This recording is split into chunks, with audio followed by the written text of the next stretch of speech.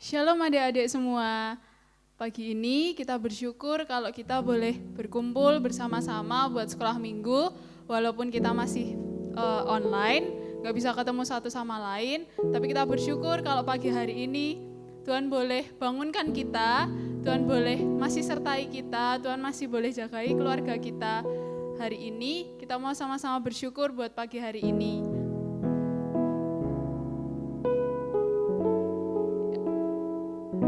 Mari lipat tanganmu, tutup matamu, kita mau fokus cari Tuhan pagi hari ini.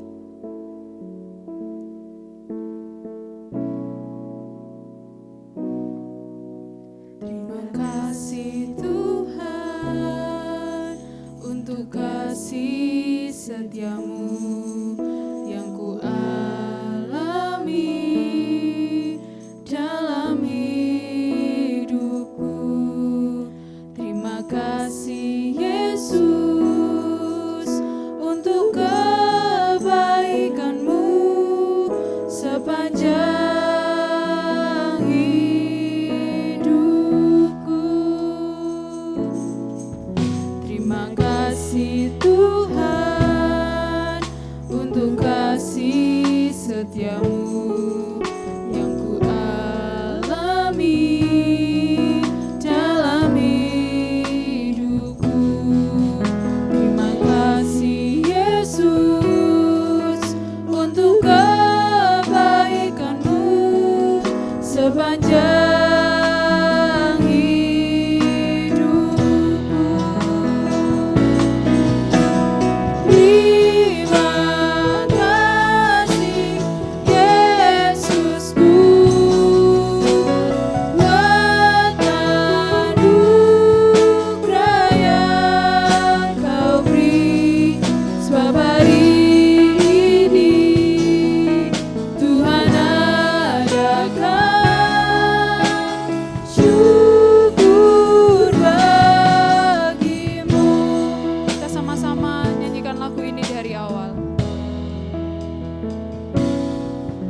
Terima kasih Tuhan untuk kasih setiamu yang ku alami dalam hidupku. Terima kasih Yesus untuk kebaikan-Mu sepanjang hidupku. Terima kasih Yesusku buat anugerah yang Kau beri, sebab hari ini Tuhan adakan syukur bagimu. Terima kasih Yesusku buat anugerah yang Kau beri, sebab hari ini Tuhan adakan syukur bagimu. Syukur bagimu. Syukur bagimu.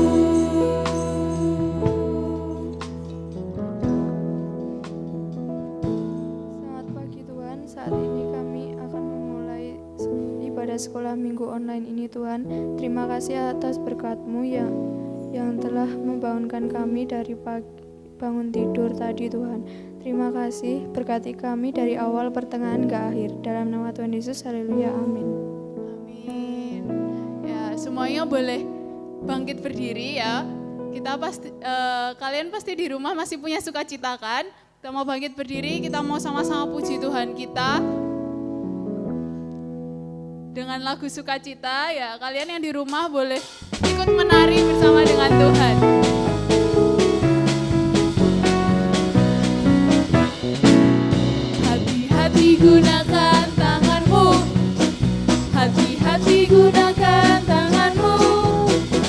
Allah Bapa di surga melihat ke bawah. Hati-hati gunakan tanganmu, hati-hati gunakan matamu, hati-hati gunakan matamu, hati-hati gunakan matamu. Allah Bapa di surga melihat ke bawah. Hati-hati gunakan, hati-hati gunakan mulutmu, hati gunakan mulutmu, hati-hati gunakan mulutmu. Allah Bapa di surga melihat ke bawah. Hati-hati gunakan mulutmu. Kakek-kakek, nenek-nenek, tante-tante, om-om, pemudanya, pemudinya, semua diberkati Tuhan. Kita sama-sama, kita sama-sama, kita sama melayani Tuhan. Kita sama-sama, kita sama-sama, kita sama melayani Tuhan. Kakek-kakek, nenek-nenek, tante-tante, om-om, pemudanya, pemudinya, semua diberkati Tuhan. Kita sama-sama, kita sama-sama, kita sama melayani Tuhan.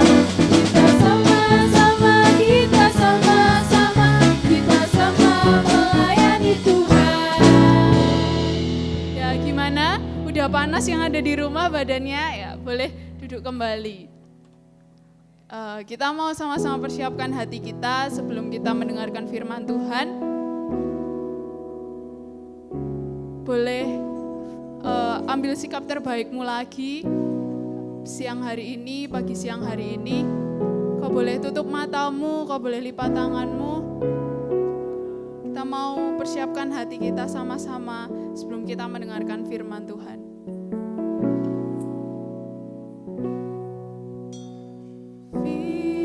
Firman-Mu pelita bagi kakiku, terang bagi jalanku. Firman-Mu pelita bagi kakiku, terang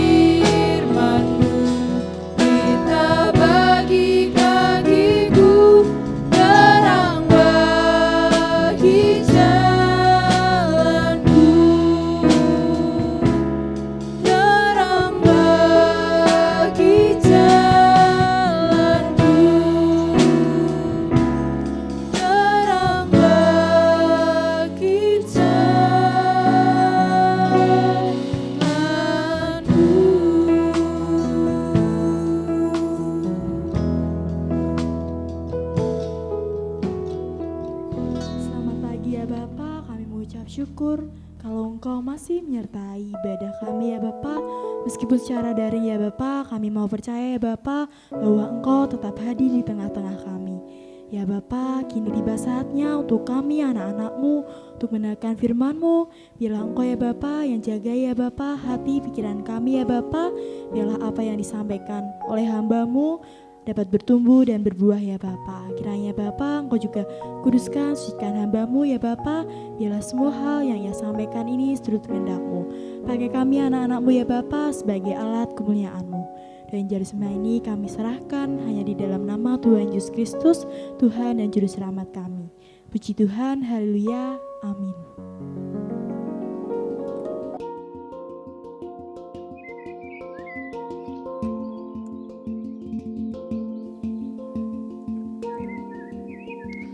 Shalom adik-adik semua yang di rumah, yang dimanapun berada. Bagaimana tadi pujian penyembahannya sama Kak Linda? Wah, pujian penyembahan ini fungsinya adik-adik supaya kita lebih lagi merasakan dekat dengan Tuhan. Setiap kita bernyanyi walaupun di rumah karena masa pandemi, kita tetap merasakan bagaimana cinta kita sama Tuhan Yesus. Nah adik-adik, jadi kalau pujian ikut nyanyi, ikut tepuk tangan ya. Diajak papa mamanya, kakak adiknya diajak. Nah kali ini Kak Boris mau cerita di suatu kisah bagaimana setelah Nuh itu menyelesaikan misinya setelah membangun bahtera kapal yang besar karena disuruh Tuhan. Kemudian dia melihat pelangi itu tanda. Kemudian Nuh akhirnya mendarat adik-adik. Dan setelah mendarat, Sem, Ham, Yafet menjadi keturunan yang diberkati Tuhan. Beranak cucu yang banyak. Nah itu di Kejadian 10. Kemudian Sem, Ham, Yafet banyak sekali di Alkitab menceritakan keturunan. Banyak sekali lah ya. Nanti adik-adik bisa baca sendiri. Nah salah satunya adik-adik diceritakan sebelum cerita itu mengisahkan ada namanya Raja Nimrod. Nah Raja Nimrod inilah di mana firman Tuhan katakan disitulah ada rasa ingin berkuasa. Pembangunan kota-kota mulai diberikan anugerah dari Tuhan sehingga banyak orang-orang mulai pintar membangun. Nah Kak Boris saat ini ingin cerita tentang Menara Babel. Ini ada hubungannya adik-adik. Setelah Nuh, Sem, Ham, Yafet, kemudian keturunan keluarlah diceritakan namanya ada Nimrod. Di masa dimana orang ingin berkuasa dan ingin membangun suatu hal yang dirasa dalam dirinya itu baik. Dalam Kejadian 11 nanti adik-adik bisa buka di rumah, sekarang juga boleh. Kejadian 11 diceritakan adapun seluruh bumi satu bahasa dan satu logatnya. Ya, mereka sama logatnya, mereka sama bahasanya, perilaku, tingkah laku, budayanya sama. Kemudian mereka berangkat ke arah timur menjumpai tanah yang datar ya. Tanah datar itu berarti nggak ada danau, nggak ada muara, nggak ada sungai, apalagi ya, nggak ada yang bergelombang, tanahnya datar. Dan dirasa dia akhirnya bertemulah tanah itu namanya tanah Sinear. Nah itulah tanah Sinear. Lalu mereka stay di sana, mereka menetap di sana bersama-sama dalam satu bahasa, dalam satu logat yang sama. Kemudian satu dengan orang yang lain berbisik-bisik dan berbicara, marilah kita membuat batu bata. Nah batu bata ini ternyata dibuat ya. Kita membuat batu bata yuk dan kita membakarnya baik-baik. Lalu bata itu dipakai mereka sebagai batu dan tergala-gala sebagai tanah liat. Dan akhirnya mereka berkata, batu bata ini marilah kita dirikan sebuah kota dengan sebuah menara. Nah ini kalau sering kita dengar namanya Menara Babel atau artinya menara yang kacau. Nah kenapa dinamakan menara kacau? Nanti adik-adik simak ya ceritanya. Kemudian waktu orang-orang berkumpul ada batu, tanah liat. Kemudian dia ingin membangun kota dan di tengahnya akan dibangun menara yang tujuannya apa? Puncaknya sampai ke langit. Tinggi nggak adik-adik? Tinggi sekali. Nah maka dari itu waktu dia punya rencana karena bahasa mereka jadi satu. Akhirnya apa? Mereka kompak. Ya. Tapi karena tujuannya nanti kita lihat kenapa dikatakan Menara Babel itu menjadi menara kacau. Simak baik-baik. Kemudian dikatakan ayat yang keempat.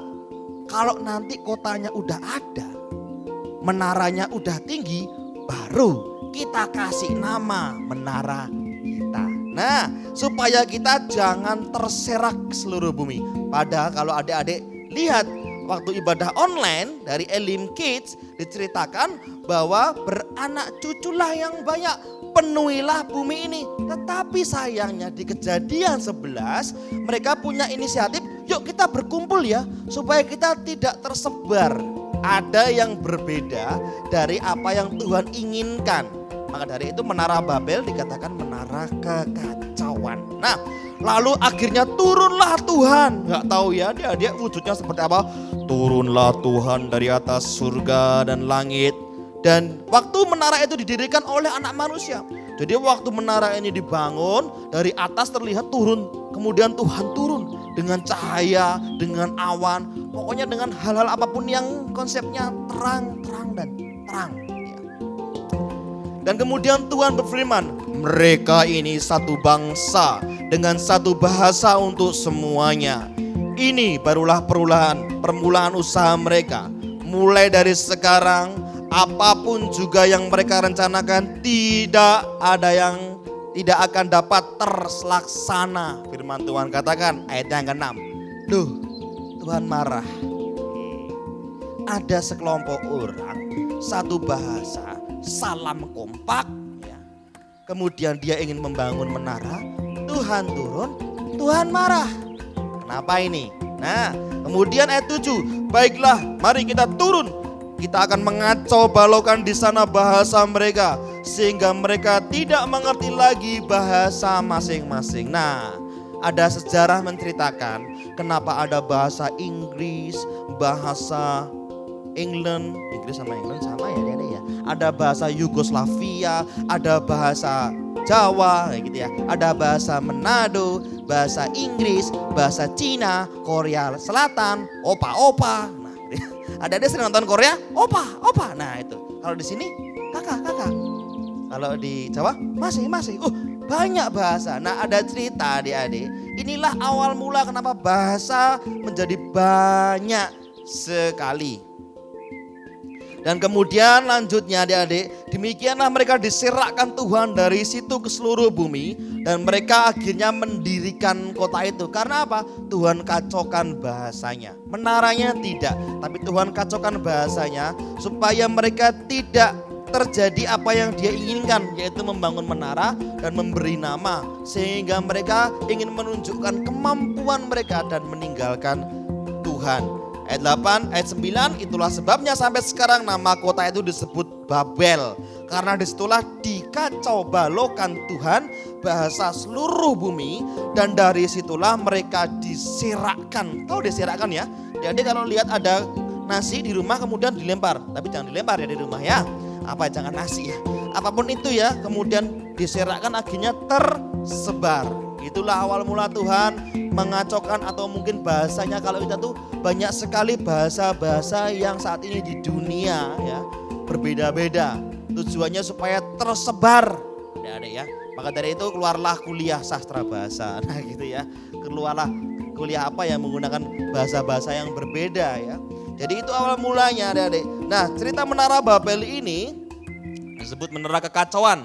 Kisah Alkitab ini manusia telah mengalami kemajuan dalam membangun gedung, tetapi keahliannya justru membuat Tuhan marah. Jadi adik-adik kalau kita lihat tidak semua kepintaran manusia itu menyenangkan Tuhan. Tidak semua orang-orang yang pinter, yang ahli itu Tuhan senang.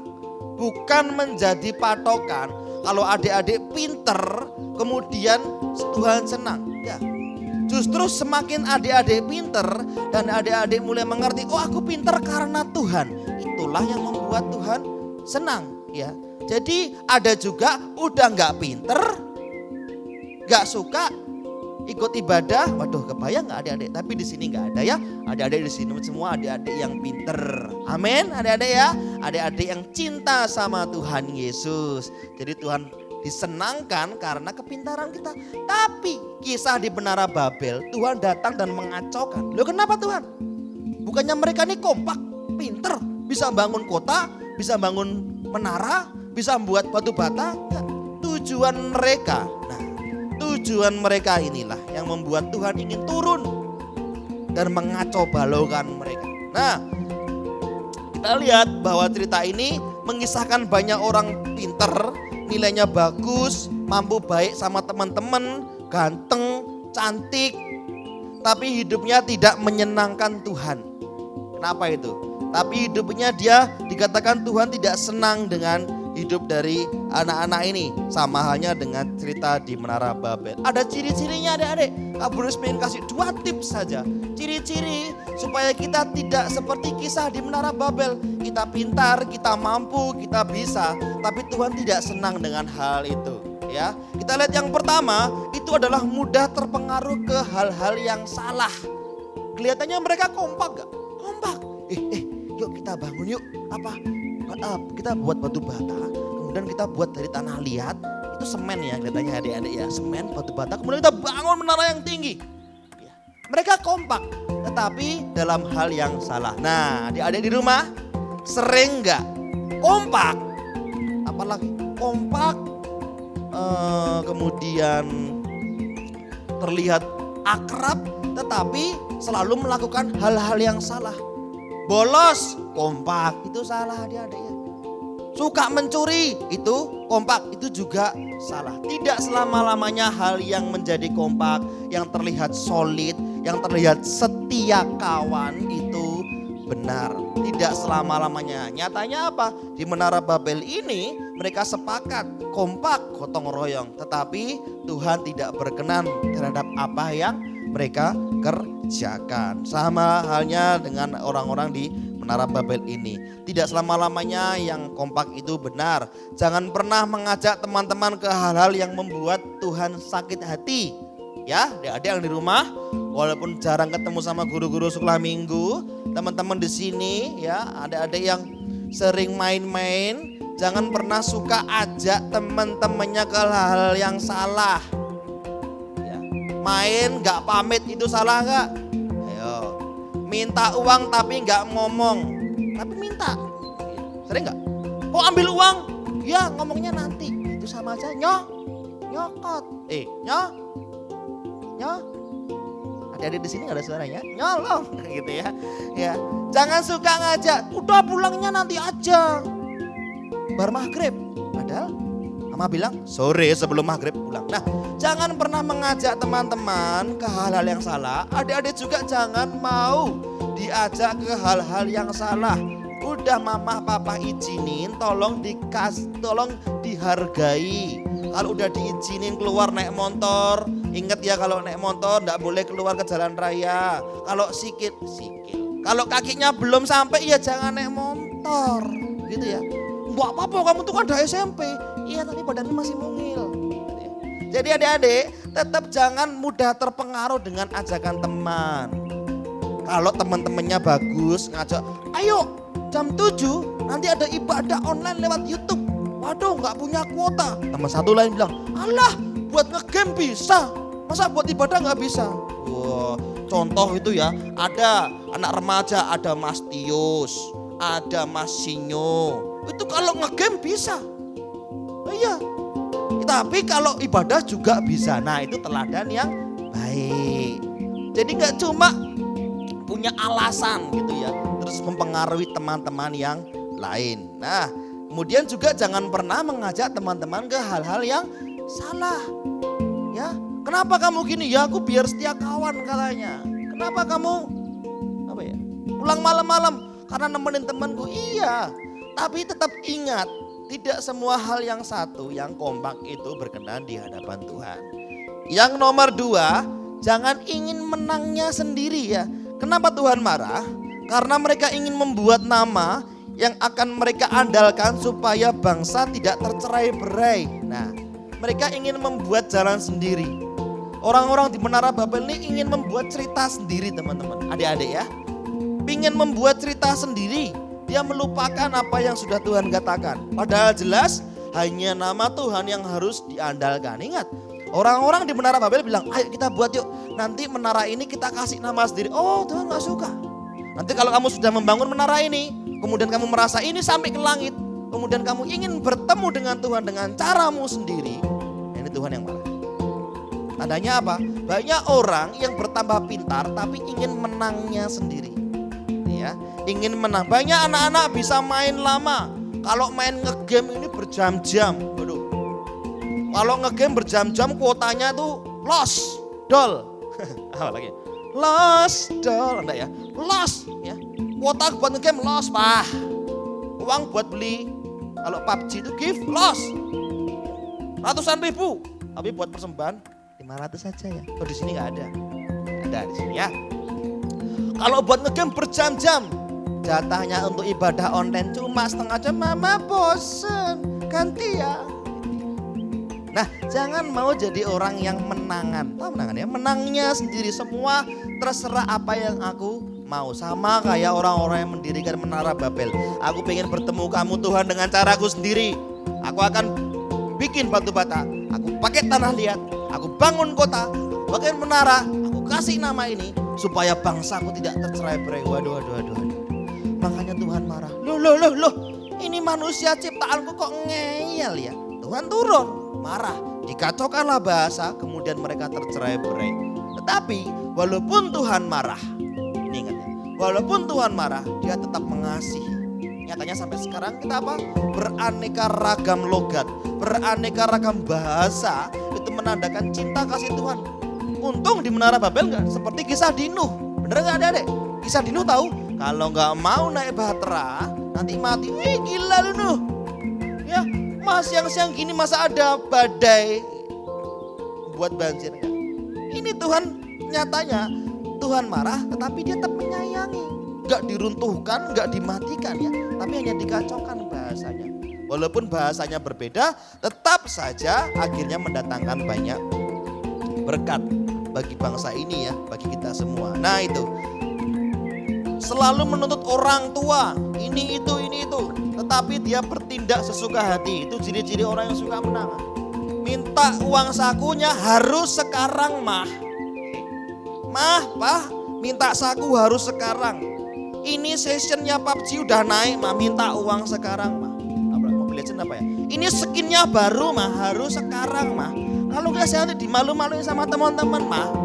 Ya wis, namanya orang tua kan sayang sama adik. Nyonya, kasih 1 juta. Ya. Berapa harganya skin? Saya nggak tahu ya. Game ini harus sekarang mah. Tapi giliran dipanggil, Tius, terkesi mbok yo, soto. Oh di sini nggak ada. Ini Tius yang di Sumatera sana. Jadi itu ya, jangan mau menangnya sendiri ya. Kalau minta langsung. Tapi kalau giliran, Dek Mita, anterin ibu yuk beli berambang. Baku lewe kondene. Waduh enggak ya. Jadi jangan mau menangnya sendiri. Waktu kita minta, kita juga ingat. Sama halnya waktu kita berdoa sama Tuhan. Kalau doa Tuhan Yesus, besok saya mau berangkat ke Jepang. Tuhan tolong, Tuhan bimbingi. Ada yang mau ke Jepang? Wah, jadi impian yang tinggi bagus ya. Besok kalau udah Tuhan izinkan tetap ingat Tuhan. Sampai sana besok Tuhan saya mau iPhone 14. Kalau Tuhan kasih tetap ingat tuh Tuhan terima kasih. iPhone ini isinya Alkitab semua Tuhan. Semua Alkitab dari segala bahasa. Semua isinya video rohani. Wah, bagus.